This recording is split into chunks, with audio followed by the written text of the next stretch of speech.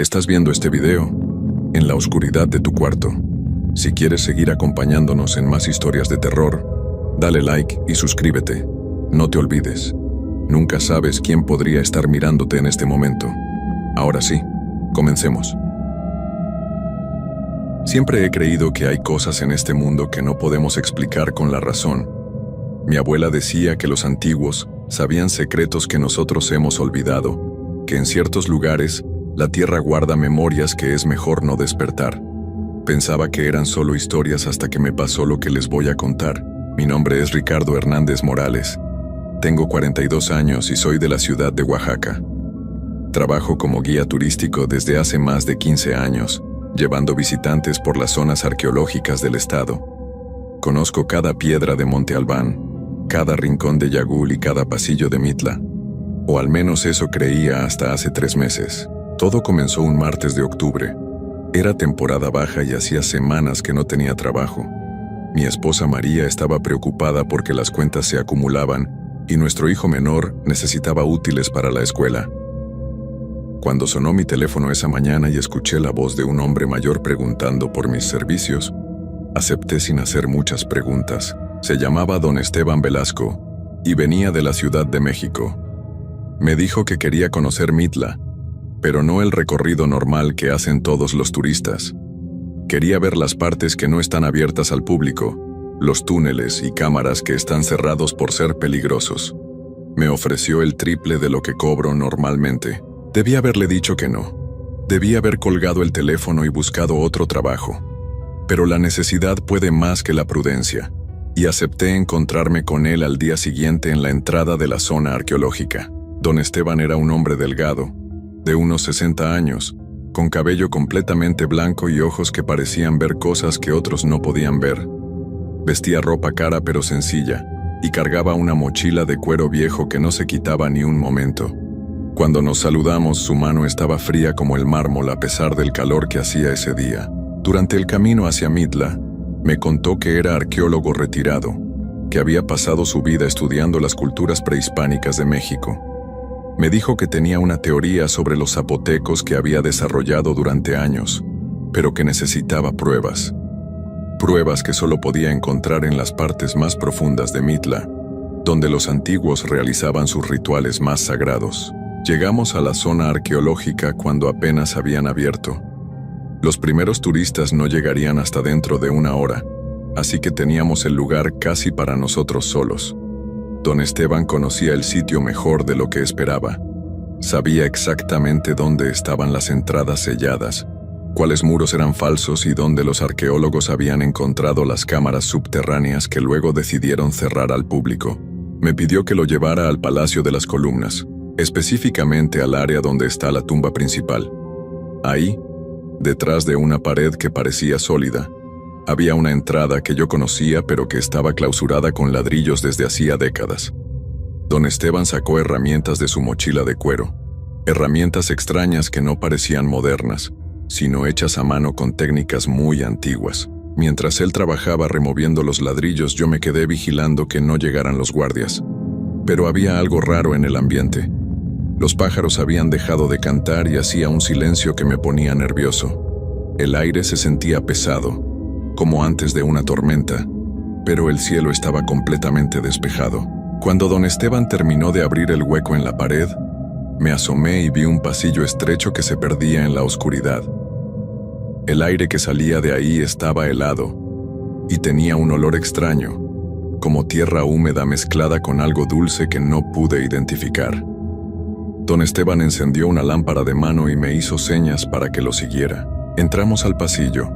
Las paredes estaban cubiertas de grabados que yo nunca había visto antes. No eran como los diseños geométricos típicos de los zapotecos. Estos eran diferentes, más complicados, con figuras que parecían moverse cuando la luz de la lámpara las tocaba. Don Esteban se detuvo en varios lugares para tomar fotografías y hacer anotaciones en un cuaderno que sacó de su mochila.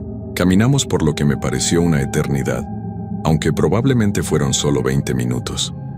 El pasillo bajaba en una pendiente suave, y yo podía sentir que nos alejábamos cada vez más del mundo de arriba. De vez en cuando escuchaba ruidos que no podía explicar, como susurros muy bajitos o como si alguien estuviera arrastrando los pies en la distancia. Finalmente llegamos a una cámara circular. Era más grande de lo que esperaba, con un techo alto que se perdía en la oscuridad. En el centro había algo que me hizo sentir un frío en la espalda. Era una especie de altar de piedra negra, pero no como los que había visto antes en otras zonas arqueológicas. Este tenía canales tallados que formaban diseños complicados, como si fuera un laberinto en miniatura. Alrededor del altar había otros objetos: vasijas de barro, figuras pequeñas talladas en piedra y jade, y otros elementos que don Esteban examinó con mucho cuidado. Pero lo que más me llamó la atención fue una serie de huesos que estaban colocados en patrones específicos alrededor del altar. No eran huesos humanos, al menos eso creía yo entonces, sino de animales extraños que no pude identificar. Don Esteban parecía emocionado. Murmuraba cosas en un idioma que no reconocí, tomaba fotografías de todo y escribía notas sin parar. Me pidió que lo ayudara a mover algunas piedras que estaban cerca del altar. Debajo de ellas encontramos más objetos: collares hechos con dientes, espejos de obsidiana y otros elementos que claramente habían sido usados en rituales. Fue entonces cuando don Esteban me dijo algo que me heló la sangre. Me explicó que los zapotecos no solo veneraban a los muertos, sino que creían que podían comunicarse con ellos y hasta traerlos de vuelta bajo ciertas circunstancias. Esta cámara, me dijo, era donde realizaban los rituales más poderosos y peligrosos. Rituales que permitían a los vivos cruzar al mundo de los muertos y regresar. Pero había un precio. Siempre había un precio. Cada vez que alguien cruzaba esa barrera, algo del otro lado podía seguirlo de vuelta. Y esas cosas, una vez que encontraban el camino a nuestro mundo, ya no se podían regresar. Mientras don Esteban me explicaba esto, yo empecé a sentir que algo no estaba bien. La temperatura en la cámara había bajado tanto que podía ver mi propio aliento. Las llamas de nuestras lámparas empezaron a temblar, como si hubiera corrientes de aire, pero no sentía ningún viento. Y los susurros que había escuchado antes se hicieron más fuertes, más claros. Don Esteban no parecía notarlo, o simplemente no le importaba. Siguió trabajando con los objetos del altar, colocándolos en posiciones específicas, según algún patrón que solo él conocía. Me dijo que había pasado 20 años estudiando los códices zapotecos antiguos, los que los españoles no lograron destruir, y había descifrado las instrucciones para realizar el ritual. Le pregunté qué ritual, pero su respuesta me aterró más de lo que esperaba. Quería contactar a los antiguos sacerdotes zapotecos, preguntarles sobre secretos que se habían perdido con la conquista, conocimientos sobre astronomía, medicina y otras cosas que podían cambiar la historia tal como la conocemos. Traté de convencerlo de que saliéramos de ahí. Le dije que habíamos visto suficiente, que ya tenía las fotografías que necesitaba, que podíamos regresar otro día con mejor equipo, pero él se negó. Me dijo que había esperado demasiado tiempo para esta oportunidad, que los astros estaban en la posición correcta solo esa tarde, y que si no lo hacía ahora, tendría que esperar otros 5 años. Fue entonces cuando sacó de su mochila algo que me hizo querer salir corriendo. Era un cuchillo de obsidiana, exactamente igual a los que usaban los antiguos sacerdotes. La hoja era perfecta, tan afilada que brillaba con la luz de las lámparas, y el mango estaba decorado con plumas y piedras preciosas. Don Esteban se acercó al altar y empezó a recitar palabras en zapoteco antiguo. No sé cómo las había aprendido, pero su pronunciación sonaba perfecta, como si hubiera hablado ese idioma toda su vida. Mientras recitaba, colocaba los objetos que habíamos encontrado en lugares específicos del altar, siguiendo los canales tallados en la piedra. Los susurros se volvieron más fuertes. Ya no parecían venir de los pasillos, sino de las mismas paredes de la cámara. Eran voces de muchas personas hablando al mismo tiempo, pero en un idioma que no entendía. El sonido me daba dolor de cabeza y me hacía sentir mareado. De repente, don Esteban se cortó la palma de la mano con el cuchillo de obsidiana. La sangre empezó a gotear sobre el altar, siguiendo los canales tallados en la piedra.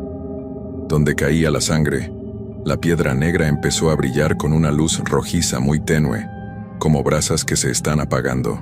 Eso fue cuando empezaron a pasar cosas que no puedo explicar con palabras normales. Las figuras talladas en las paredes empezaron a moverse de verdad. Al principio pensé que eran sombras causadas por nuestras lámparas, pero pronto me di cuenta de que tenían vida propia. Eran formas humanas, pero alargadas y torcidas, como si estuvieran hechas de humo negro. Las figuras salían de las paredes y se movían alrededor de la cámara. No hacían ruido al caminar, pero podía sentir su presencia como un peso en el pecho. Una de ellas se acercó a mí y traté de retroceder, pero mis piernas no me respondían. Era como si estuviera paralizado por el miedo. La figura me miró directamente a los ojos, y lo que vi ahí me hizo gritar. No tenía rostro como nosotros conocemos, sino una superficie lisa donde solo había 2 agujeros profundos y negros en lugar de ojos.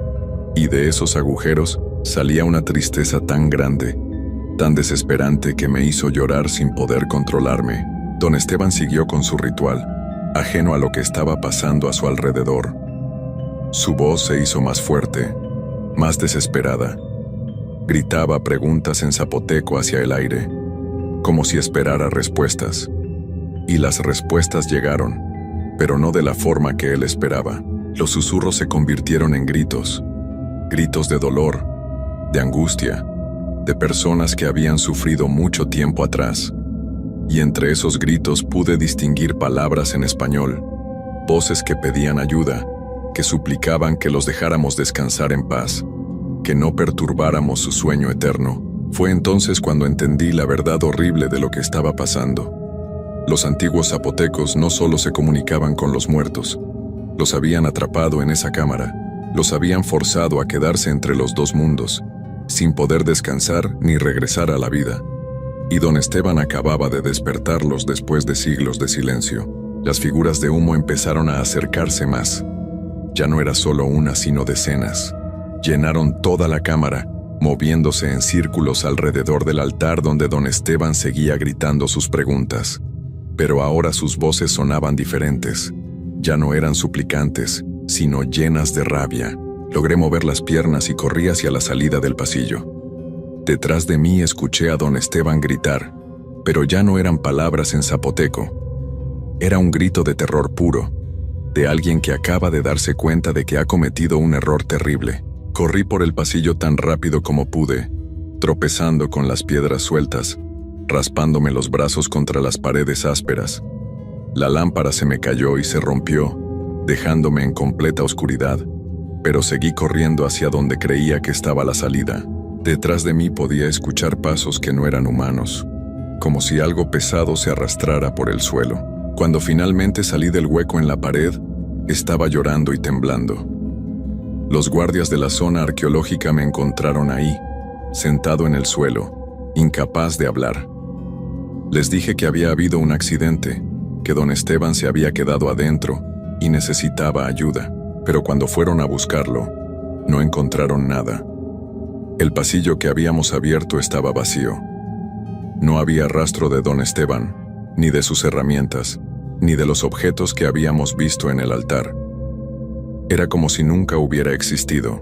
Los guardias sellaron nuevamente la entrada con ladrillos y cemento. Me dijeron que era peligroso dejar esos túneles abiertos, que otros turistas curiosos podrían lastimarse. Pero yo sabía que esa no era la verdadera razón. Ellos también habían sentido algo raro, algo que los hacía querer mantener esa cámara cerrada para siempre. Esa noche no pude dormir. Cada vez que cerraba los ojos veía las figuras de humo moviéndose alrededor del altar. Podía escuchar los gritos de don Esteban mezclados con los susurros de los muertos. Mi esposa María me preguntó qué me pasaba, pero no le pude contar la verdad. ¿Quién me iba a creer? Al día siguiente traté de regresar a mi rutina normal. Llevé a un grupo de turistas americanos a Monte Albán. Hice el recorrido de siempre. Conté las mismas historias que había contado cientos de veces. Pero algo había cambiado en mí. Cada vez que hablaba de los rituales zapotecos sentía un frío en la espalda. Cada vez que mencionaba a los muertos, escuchaba susurros que nadie más parecía notar. Los problemas empezaron una semana después. Primero fueron cosas pequeñas que traté de ignorar. objetos que se movían solos en mi casa, puertas que se abrían sin razón, sonidos extraños en la madrugada, como si alguien caminara descalzo por el piso de la cocina. Luego empezaron las pesadillas. Soñaba que estaba de vuelta en la cámara subterránea, pero ahora era yo quien estaba atrapado ahí. Las figuras de humo me rodeaban y me tocaban con manos heladas que me dejaban marcas en la piel. Despertaba gritando, con arañazos reales en los brazos y el pecho que no me había hecho yo mismo. María estaba cada vez más preocupada. Me decía que hablaba en sueños, pero no en español. Según ella, hablaba en un idioma extraño, con sonidos guturales que la asustaban. Una noche me grabó con su teléfono mientras dormía. Cuando escuché la grabación al día siguiente, no reconocí mi propia voz. Estaba hablando en zapoteco antiguo, diciendo cosas que no entendía, pero que me llenaban de terror. Decidí buscar ayuda. Fui con el padre Joaquín, el sacerdote de mi parroquia, y le conté parte de la historia. Le dije que había entrado a una cámara antigua y desde entonces tenía pesadillas terribles. El padre me bendijo y me dio agua bendita para rociar en mi casa, pero eso solo empeoró las cosas. La noche después de la bendición, las figuras aparecieron en mi casa. Las vi con mis propios ojos, no era un sueño. Estaban en la sala, moviéndose lentamente alrededor de los muebles, tocando las fotografías de mi familia con sus manos de humo. Una de ellas se acercó a la cuna de mi bebé y yo grité tan fuerte que desperté a todos los vecinos. Esa fue la noche que María tomó a los niños y se fue a casa de su madre. Me dijo que regresaría cuando yo me curara, cuando encontrara ayuda para lo que me estaba pasando. Pero en sus ojos vi algo que me destruyó el alma. Me tenía miedo. Mi propia esposa me tenía miedo. Desesperado, busqué a la única persona que pensé que podría entenderme. Doña Carmen es una curandera muy respetada en los pueblos alrededor de Mitla. Tiene más de 80 años y dice que puede ver cosas que otros no pueden ver. Cuando le conté mi historia, su rostro se puso muy serio. Me dijo que había hecho algo muy grave, que al permitir que don Esteban realizara el ritual, yo me había convertido en un puente entre los dos mundos. Los espíritus atrapados en esa cámara ahora podían usar mi presencia para moverse en nuestro mundo. Y cada día que pasaba, más de ellos encontraban el camino hacia mí. Doña Carmen trató de ayudarme. Hizo limpias con hierbas sagradas, quemó copal bendecido, rezó oraciones en zapoteco que su abuela le había enseñado. Por unos días me sentí mejor, pensé que había funcionado. Pero las figuras regresaron más fuertes que antes, como si las limpias solo las hubieran hecho enojar más. Fue entonces cuando doña Carmen me dijo la verdad más terrible. Me explicó que los antiguos sacerdotes zapotecos no habían atrapado a esos espíritus por maldad. Los habían atrapado porque eran peligrosos, porque cuando estaban libres causaban enfermedades, desgracias y dolor a los vivos. El ritual que habíamos interrumpido era en realidad una prisión, y nosotros la habíamos roto. Ahora esos espíritus estaban libres de nuevo, y su rabia había crecido durante todos los siglos que estuvieron encerrados.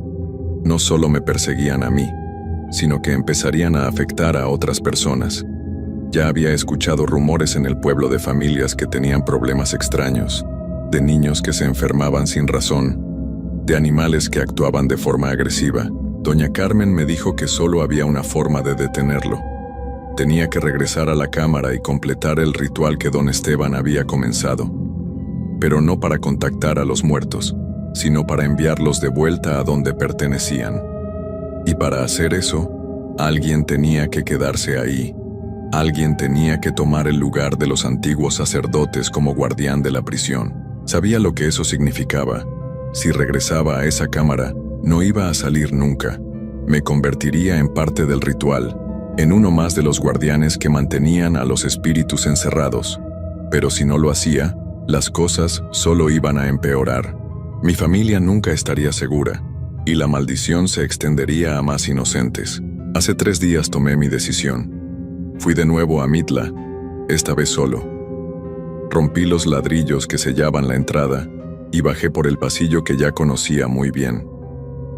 Las figuras de humo estaban esperándome, pero ahora se movían diferente. Ya no parecían enojadas, sino aliviadas. La cámara estaba exactamente como la habíamos dejado, excepto que ahora había más objetos alrededor del altar, cosas que no estaban antes, como si alguien las hubiera traído, o como si hubieran aparecido solas. Entre ellas, reconocí la mochila de cuero de don Esteban, pero no quise abrirla para ver qué había adentro. Me senté junto al altar y esperé. No tuve que esperar mucho. Los susurros comenzaron de nuevo, pero esta vez no eran amenazantes. Eran instructivos, como si los antiguos sacerdotes me estuvieran enseñando lo que tenía que hacer. Poco a poco empecé a entender las palabras, como si el zapoteco antiguo fuera un idioma que siempre había sabido pero había olvidado. Ahora estoy escribiendo esto con las últimas fuerzas que me quedan. La transformación ya comenzó. Puedo sentir cómo mi cuerpo se vuelve parte de la cámara, cómo mis pensamientos se mezclan con los de los otros guardianes. Pronto seré uno más de las figuras que vigilan esta prisión eterna. Los espíritus están regresando a su encierro. Puedo verlos entrando de vuelta a las paredes, volviendo a su silencio forzado. La maldición se está debilitando y mi familia estará segura. Eso es lo único que importa ahora. Si alguien encuentra esta historia, por favor no busquen esta cámara. No traten de repetir lo que hicimos. Algunos secretos están mejor enterrados, algunas puertas están mejor cerradas. Los antiguos sabían lo que hacían cuando construyeron estas prisiones de piedra, y si algún día escuchan susurros extraños en las ruinas de Mitla, si sienten que algo los observa desde las sombras, no se acerquen, solo váyanse. Corran tan lejos como puedan y nunca regresen, porque ahora yo soy parte de los guardianes, y mi trabajo es asegurarme de que nadie más cometa el mismo error que cometimos don Esteban y yo. Algunos conocimientos tienen un precio demasiado alto, y algunas puertas nunca debieron abrirse. Mi nombre es Ricardo Hernández Morales, y esta es mi última confesión antes de unirme para siempre a los secretos eternos de Mitla.